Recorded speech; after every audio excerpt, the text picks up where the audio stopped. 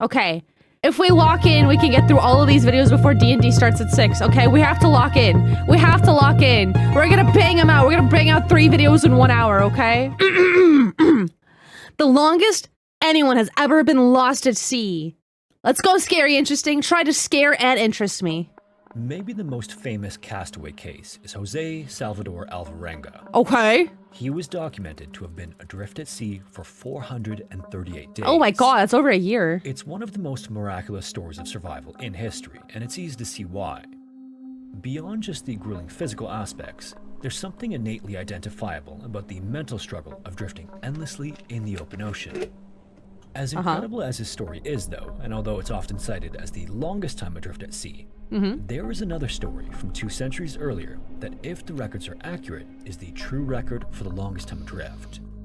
This is the horrifying and tragic story of the Tokujo Maru. Oh my god. Okay, let's go scary interesting. Tell me about the horrors of being lost at sea. In the early 1800s, at a time when ocean travel was making the world smaller and more accessible, Japan was a country moving in the opposite direction. Rather than opening itself to the world, it had chosen to turn inward. The period was known as the Edo era, named after the city that served as the seat of power for the shogun, who was a military ruler. Although Japan still had an emperor, he was by this point a symbolic figure, and real authority actually rested with the shogun's military government. Shout out figurehead. It was this government that had concluded that outside influence was dangerous. The memory of European missionaries and traders from the 1500s still lingered. Christianity had spread quickly into certain regions, and with it came loyalties that did not align directly with the shogunate. And from the government's perspective, this was unacceptable. You gotta be loyal to the shogunate. 1600s, strict measures were in place, and foreign missionaries were expelled, and most foreign ships were turned away. Japanese citizens were even forbidden from traveling abroad, and those who left were not allowed to return. Only limited exceptions existed. The Dutch were permitted to trade with a tiny artificial island in Nagasaki Harbor under heavy supervision, and some trade Artificial island? They made artificial islands in the 1800s? continued with China, but beyond that, Japan was closed for all intents and purposes. And so for the average Japanese citizen, Westerners were not a part of daily life at all. They were instead associated with folklore more than personal experience. And this isolation policy influenced everything, including how goods moved within the country. Japan's terrain made long-distance land transport inefficient. Mountain ranges cut across the islands, while rivers, forests, and steep slopes hampered overland travel. I forgot about dirt. I forgot you can make an artificial island out of dirt. Sorry, guys. I was thinking, like, carbon fiber steel. I forgot about dirt, bro. I forgot you can make an island out of dirt. Roads existed, of course, but they were not designed for large-scale freight movement like we see today. Political control also played a role, as limiting infrastructure inhibited regional lords' ability to mobilize independently. It was under these conditions that the sea became the backbone of Japan's commerce. Each year, tribute shipments to the shogun came into the city of Edo, which we now know as Tokyo. Rice and other agricultural goods were delivered there as part of a political system that reinforced loyalty and hierarchy. After harvest season, vessels loaded with cargo would move northward along the coast from agricultural centers in the south, while traveling familiar waters and stopping at known ports. Thank you for my history lesson. So Japanese ships at the time were built specifically with that corridor in mind and nothing beyond it. But that design decision would sometimes come with tragic consequences. Coastal cargo ships common during the Edo period were known as bazaisons. These ships were large by domestic standards, often around 100 feet or 30 meters long, and capable of carrying Bazaison. How would they say it with a Japanese accent? Bazaison? Because I know sen means ship. Zaisen? Bazaison? substantial quantities of rice, soybeans, and other tribute goods. Despite their size, though, they were not engineered for deep ocean travel. Unlike European vessels of the same era, which were built with deep keels and heavy internal framing for long voyages across open water. I love They were 1800 constructed with ships. relatively shallow hulls and The ships from the 1800s were just like so, I don't know, they're beautiful. I just love a fucking good looking ship. This is why I love Assassin's Creed Black Flag. The fucking boat looked sexy as fuck. minimal structural reinforcement. Their broad, flat-bottom design allowed them to move through coastal waters easily and approach shallow harbors without issue. Their large rudder could even be raised when necessary, making beach landings possible and simplifying the loading and unloading process. W. And again, for short coastal runs, this made perfect sense. A Besason could hug the shoreline, stop frequently, and take advantage of predictable currents and wind patterns. If a storm rolled in, crews even had the option of seeking shelter along the coast. Beyond sight of land, however, those same features became weaknesses. Without a deep keel to stabilize the hull, the ship became more vulnerable to rolling and heavy swells. And while the structural framing was sufficient for regional trade, it was not meant to withstand the prolonged pounding a ship would experience from deep ocean waves. Most importantly, though, steering control was critical. These vessels relied heavily on their large rudders to maintain direction. Big ass rudder. If that rudder failed, meaningful navigation was nearly impossible. The mast system was designed with coastal travel in mind, too. It was serviceable in moderate winds, but in violent storms, the tall mast could place enormous strain on the hull. In extreme conditions, it could become a liability rather than an asset. But again, none of this was a flaw in the design. Besasons were not poorly built ships. Rather, they were specialized vessels optimized for a specific environment. And as long as they remained in that environment, they functioned perfectly. In October of 1813, one of these boats, named the Tokujo Maru, This poor fucking boat's gonna be in the ocean. left port under the command of Captain Jukichi. The ship had just completed its northbound delivery of tribute goods to Ito and was returning toward Toba, still carrying several hundred bags of soybeans. Soybeans! The voyage to Ito was routine and unremarkable, but to return home, the ship had to pass through Enshu Nada. This was an exposed stretch of deep water, sometimes called the Bay of Bad Water, and it had a reputation for ruthlessly harsh conditions. Mariners Guys, wasn't like in feudal Japan, wasn't like being rich like 550 bags of rice? How many bags of rice was signifying that you're wealthy? Most people in this day and age still can't get 550 bags of rice. How many bags of rice to be a wealthy landlord in feudal Japan? knew that this section of coast had little protection when storms formed offshore, so it was a bad place for a boat to encounter one. As you might have guessed, on its way south from Ito, sometime during the fall of 1813, the Tokujo Maru entered the area and was immediately hit by a typhoon. The timing was terrible, but not necessarily unexpected. Japan's waters are no stranger to violent weather. Low-pressure systems regularly sweep through the region, and typhoons are common during late summer and early autumn, which is often right when the tribute ships were heavily loaded after harvest. Conditions started as strong winds, and soon enough, the waves matched that. As the storm progressed, the sea You would like to see 550 bags of jasmine rice? Well, I can't afford 550 bags of jasmine rice. continued to build, and swells rose higher and higher beneath the hull, lifting the ship and dropping it again and again with force. Since Besasons were not designed for towering waves, the Tokujo Maru rode over them the best it could. At some point, though, the large steering rudder was damaged beyond use. No, the rudder! With that single loss, the crew's ability to control their heading vanished. Wind then continued to tear at the mast, and without the rudder to stabilize their direction, the vessel began to move unpredictably. The crew knew they had to do something, or else they'd be at severe risk of the ship capsizing. And the mast, which allows a ship to harness wind for propulsion, can become a weakness in violent gusts. Too much strain and the hull can roll beyond recovery, so the decision was made to cut it down. They cut it down. Bringing down a thick wooden mast in heavy seas would not have been simple, but the alternative of the Tokujo Maru flipping on its side was far worse. By removing the mast, they reduced the wind's impact on the vessel and lowered its center of gravity, making it much more stable in the storm conditions the crew was fighting. When the typhoon finally passed, the Tokujo Maru was still afloat against all odds, but it came at a significant cost. They can't go The anywhere. rudder was broken and the ship was without propulsion. Steering control was effectively gone, and the ship could no longer chart a course along the coastline. It couldn't make Burning Rose, hello, hi, hello, hi. We're learning about how this poor river boat got lost at the ocean for 400 days. for the harbor or even maintain a heading against prevailing winds either. It had essentially become a floating object subject to whatever forces took hold of it next as it drifted toward one of the strongest ocean currents in the world. Oh no. The Kuroshio Current is often called the Black Current because of the deep, dark color of its waters. Oh. It runs along Japan before turning east into the open Pacific Ocean, and it's one of the major western boundary currents of the North Pacific, making it part of the vast subtropical network that circulates water across the ocean. and it moves very quickly at a rate of about 8 feet or 2.4 meters per second in some places. Oh, Jesus! Deep below the surface. Once a vessel is caught in it without the ability 8 feet a second is really fucking fast.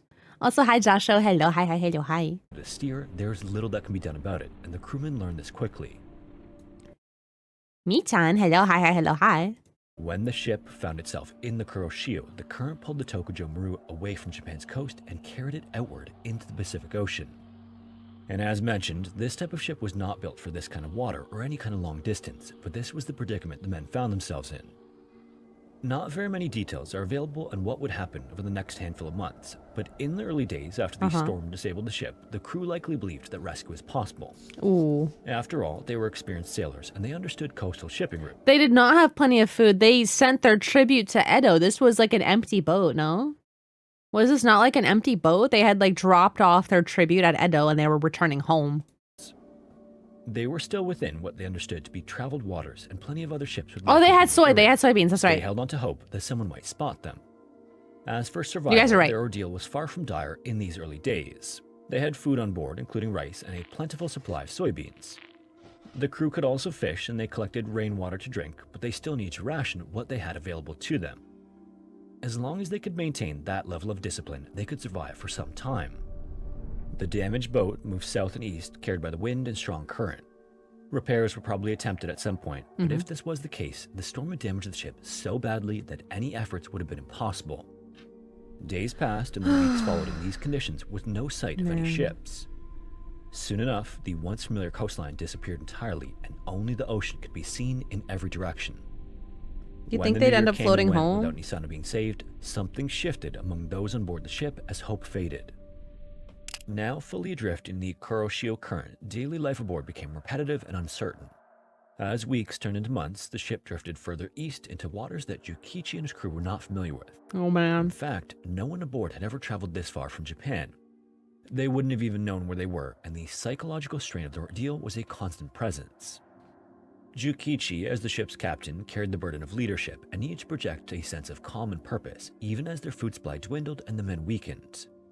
The steady supply of soybeans kept the men eating, but it didn't constitute a complete diet. True. And this would soon catch up to those aboard the Tokujo Maru in the form of scurvy. No, scurvy! Scurvy develops when the body is deprived of vitamin C for an extended period. Since a serving of soybeans contains only about 6% of the recommended daily intake of vitamin C, the crewmen weren't getting much, and without it, a host of symptoms started to set in. Please stop showing me his teeth. Collagen production slows, reducing the strength of skin, muscles, and bones. Blood vessels weaken and bruising becomes both easy and common. Bleeding can occur beneath the skin and from the gums as the immune system deteriorates. So while the crew did have the benefit of a food supply that staved off hunger, they weren't getting nearly the number and type of nutrients needed to maintain healthy throughout the ordeal. As a result of this, in early May of 1814, the first crew member died from the condition and his body was placed in the hold. Then Oh, they another kept crew his member body? died, then another. Accounts later differed on how many men had originally been on board, as some sources reported 14 to 17 crewmen, while others claimed as many as 35. That's a big-ass boat. Language differences from these accounts and memory likely played a role in this confusion. But in any case, what is clear is that the number of those alive dwindled. Men who had once hauled cargo and managed the sails could now barely stand. Their skin grew pale and blotched with bruises. Energy drained, and irritability and despair likely followed, as scurvy affects the mood as well as the body. Horrifyingly, by late June of that year, only 3 men remained alive, Chukichi and 2 crewmen named Ochikichi and Hanbei, and all 3 were suffering from varying degrees of scurvy. As 1814 became 1815, the 3 men managed to remain alive despite their ever-advancing illness. They were severely weakened and their muscle mass had wasted away to Do you think they started sleeping next to the bodies because they think they wouldn't wake up? And so they're like, let me just like already get with the holds full of dead bodies. No, probably not, right? That's really morbid. Sorry, that was a thought I'd have. I think if I was close to death and I was in this situation, I'd start sleeping with the bodies. I think I would have gone insane and start sleeping with the fucking bodies. almost nothing. Tasks that required strength were performed slowly, if at all. Even maintaining the vessel at a minimal level would have required effort they barely possessed. All the while, hope continued. The smell of rot wouldn't let you sleep. I'm assuming this whole fucking ship already smells rancid, by the way. You're in seawater. You haven't really bathed. Your sense of smell is probably already fucking shot. I'm not gonna lie. It probably already smells like shit. To wane, but every now and again, the three would receive some kind of sign that they should remain cautiously optimistic.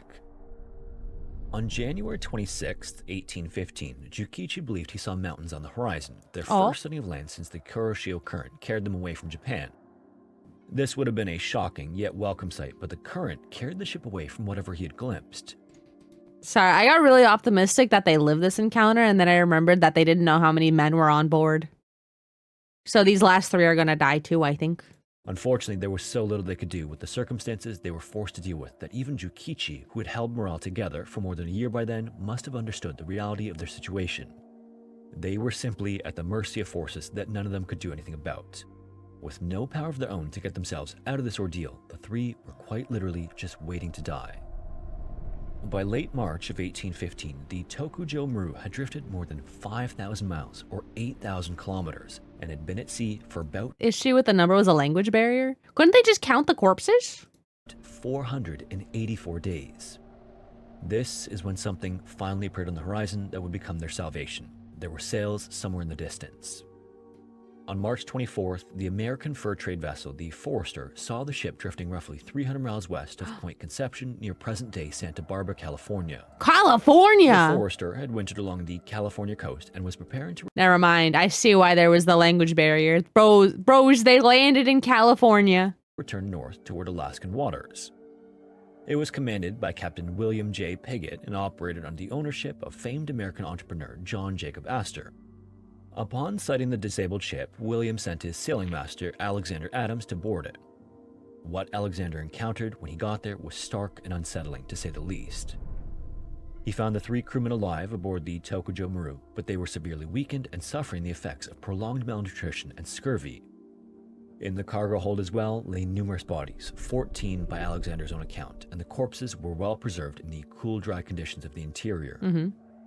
Communication with the surviving men would have been difficult, as there was a significant language barrier between them and Alexander, but the 3 survivors were nonetheless transferred to the Forester. After 17 months adrift, their ordeal had finally come to an end. Oh my god. They get through it. The Forester brought the survivors toward the mainland of Alta California, then part of what was known as New Spain.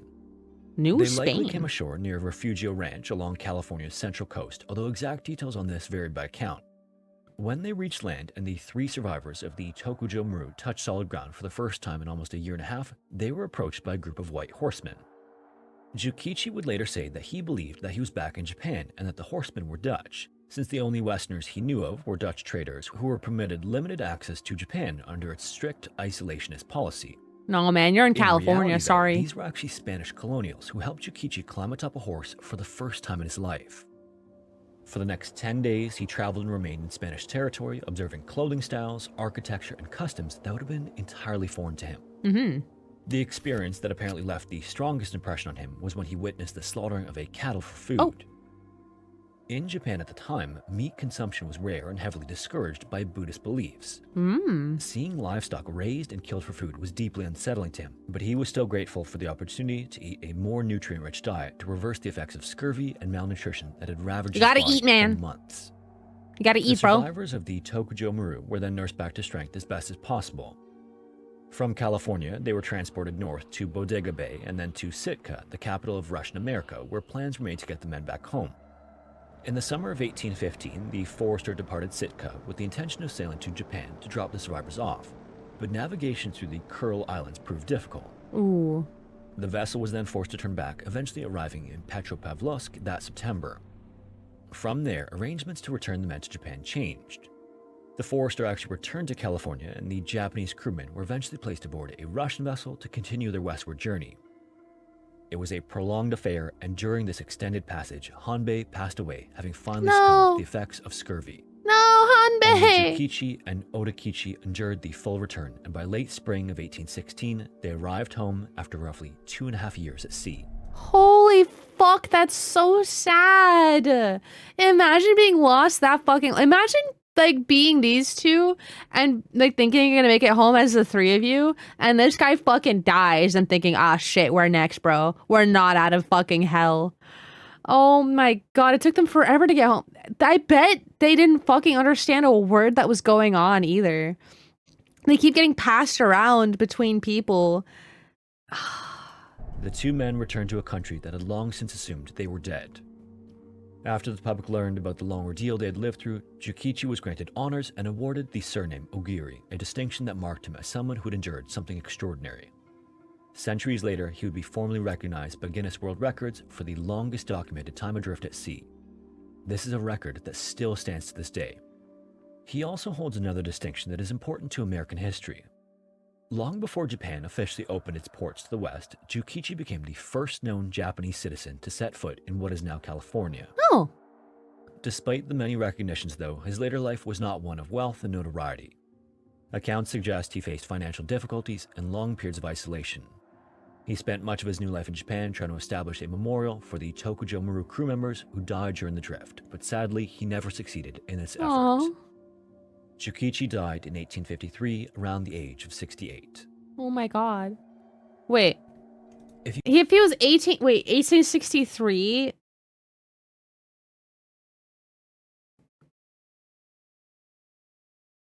Wait. How old was he? Around the age of 68. Was it 1853 at the age of 68?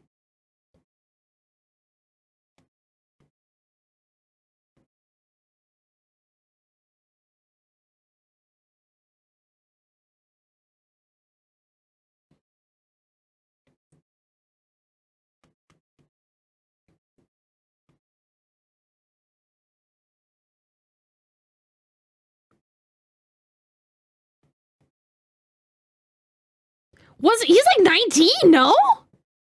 He was like 1920. Wait, is my math correct? He died in 1863 at the age of 68? Oh my god, he was young as fuck. Imagine the survivor guilt. You go through something that traumatic when you're like 20 years old. If you made it this far, thanks so much for watching. Thanks, man. I just want to give a shout out once again to everyone for all of the amazing story suggestions. This is another example of a story recommendation that turned out to be incredible that I might not have heard of otherwise. And then finally, I want to give an even bigger thanks to everyone who supports the channel on YouTube as a member or on Patreon. Thanks, buddy. Thanks again for all of your support, and hopefully I will see you in the next one. Off by a decade? Oh, fuck. Maybe if he fucking... Hold on.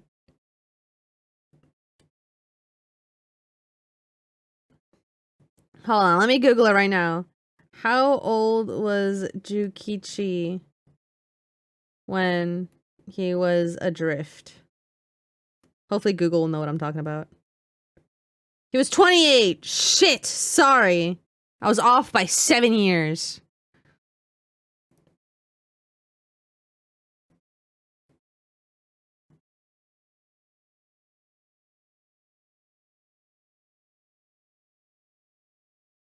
I was off by 7, 8 years.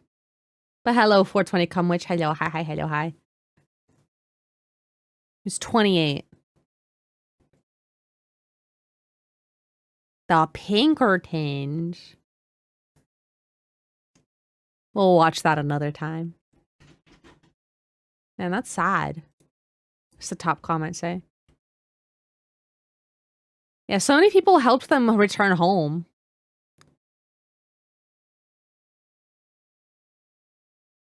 One of the safest records a person can hold. Yeah, no one really wants to break that record, man.